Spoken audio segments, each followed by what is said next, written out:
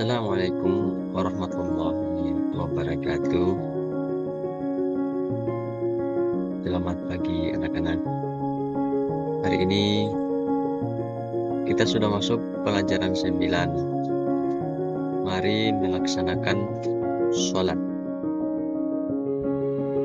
untuk kelas 4. Untuk melanjutkan pelajaran 9, mari melaksanakan sholat. Yang perlu anak-anak ketahui adalah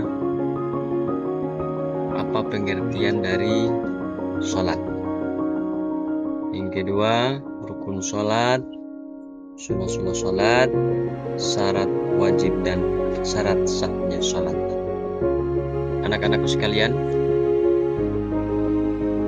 yang perlu diketahui pula adalah tentang bagaimana sholat itu dilaksanakan.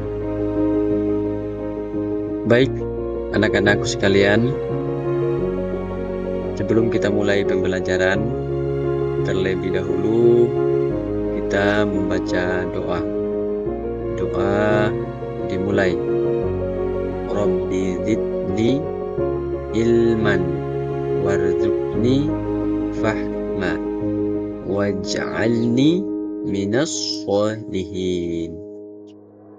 Yang artinya, ya Allah, tambahkanlah aku ilmu dan berilah aku kemampuan untuk memahaminya, dan jadikanlah aku termasuk golongan orang-orang yang soleh.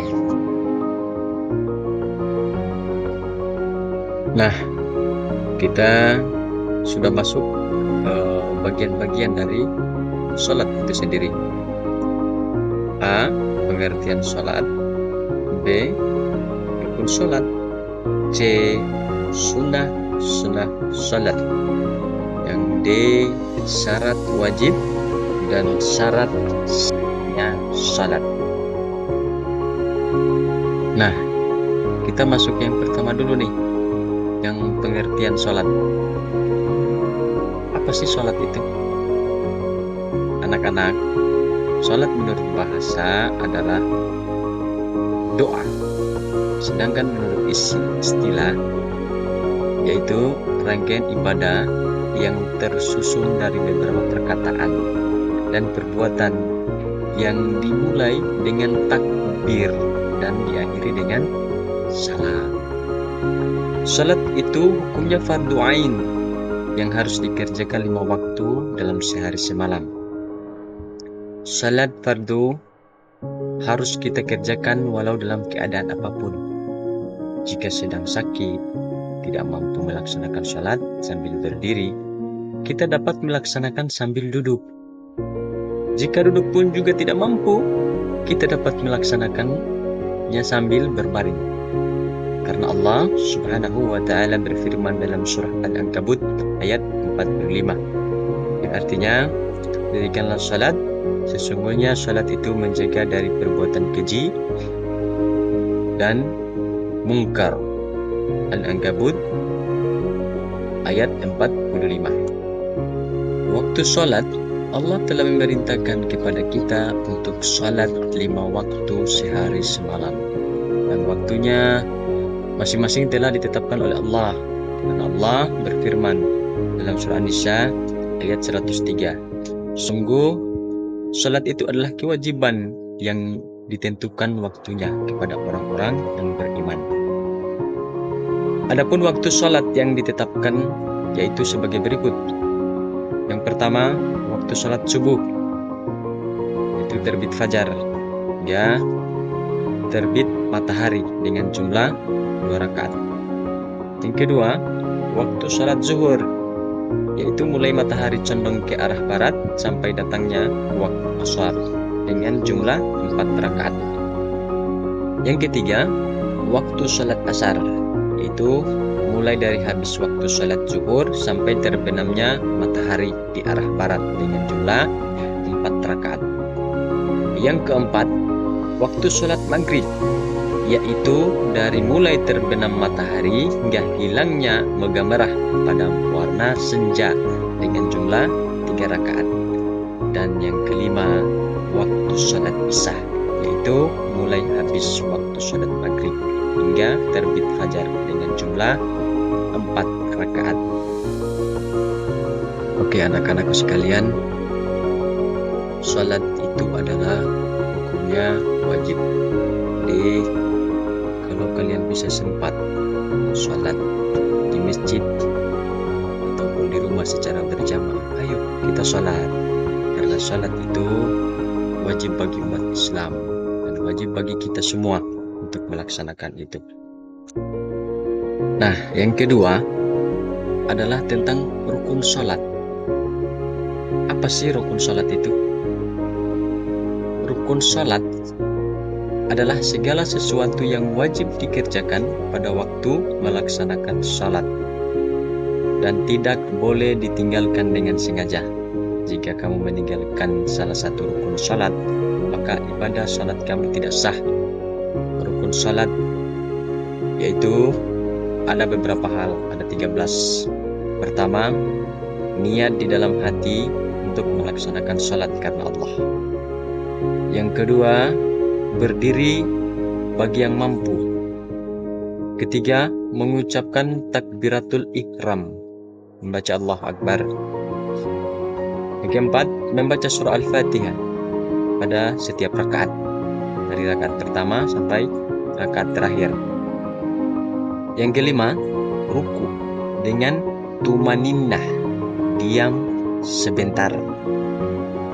Yang keenam, iktidal dengan tumaninnah, diam sebentar. 7, sujud 2 kali dengan tumaninnah. Yang kedelapan, duduk di antara 2 sujud dengan tumaninnah.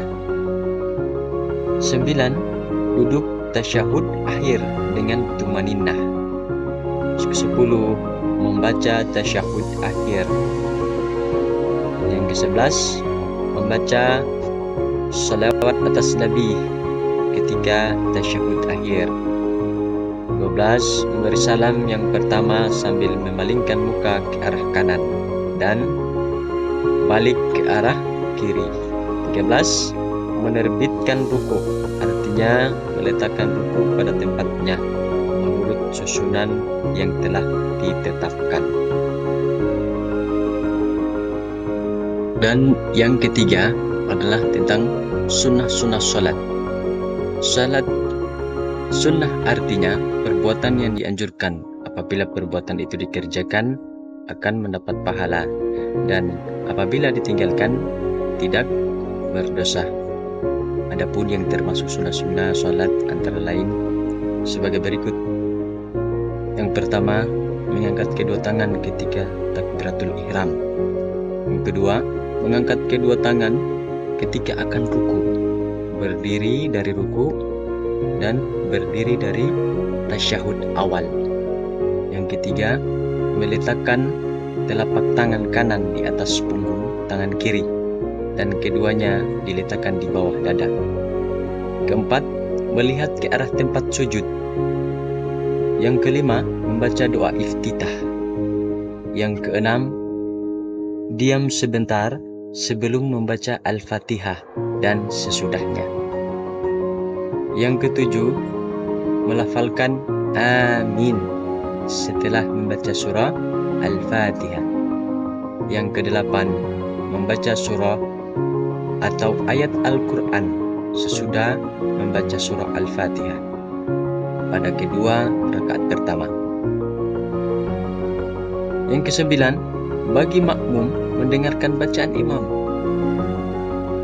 Yang kesepuluh, mengeraskan bacaan pada Al-Fatihah dan surah Al-Quran pada salat maghrib, isya, dan subuh pada rakaat pertama dan kedua. Yang ke-11, takbir ketika turun dan bangkit, kecuali ketika bangkit dari ruku. Yang ke-12, membaca doa ketika iktidal. Yang ke-13, mengucapkan bacaan ruku dan sujud. Ke-14, meletakkan kedua telapak tangan di atas lutut ketika rukuk. Yang ke-15, membaca doa ketika duduk di antara dua sujud. Ke-16, duduk iftirashi, yaitu duduk di atas mata kaki. Telapak kaki kanan ditegakkan, ujung jari dihadapkan ke kiblat.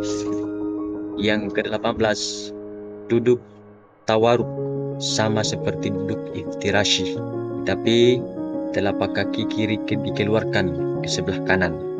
Yang terakhir, memberi salam. Yang kedua, dengan menoleh ke sebelah kiri.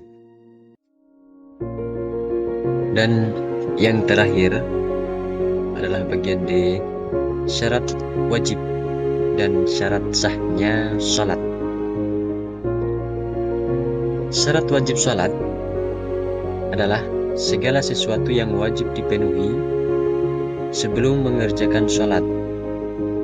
Syarat wajib salat adalah sebagai berikut. Yang pertama, beragama Islam. Orang yang bukan Islam tidak diwajibkan untuk salat, kecuali orang yang telah masuk Islam. Yang kedua, berakal sehat.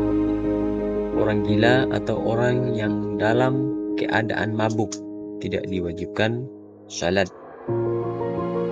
Tiga, akil balik atau sudah dewasa. Batas laki-laki telah dewasa adalah usia 15 tahun disertai mimpi basah, sedangkan batas perempuan akil balik itu telah mencapai usia 9 tahun atau ditandai dengan keluarnya haid.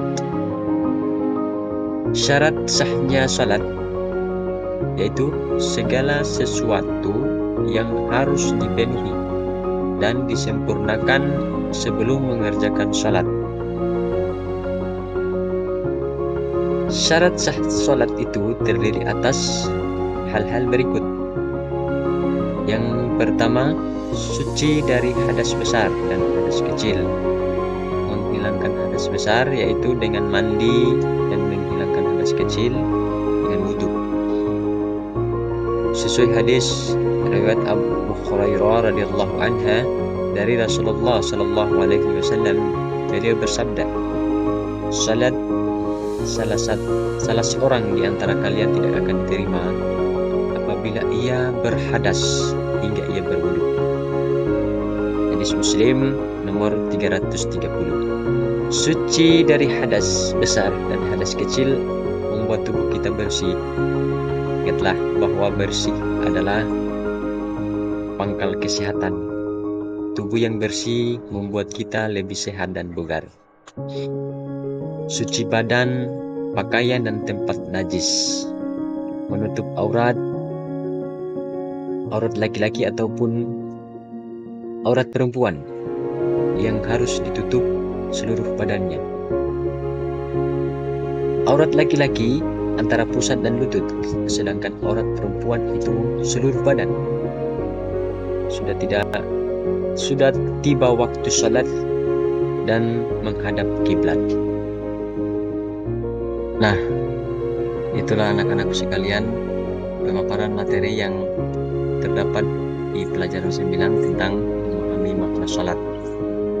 Adapun anak-anakku sekalian ingin bertanya mengenai tentang salat, silakan. Dan yang lebih adalah Pak Guru akan memberikan tugas, di mana tugasnya ini dikerjakan berkelompok. Oke anak-anak, sekian dan terima kasih. Assalamualaikum warahmatullahi wabarakatuh.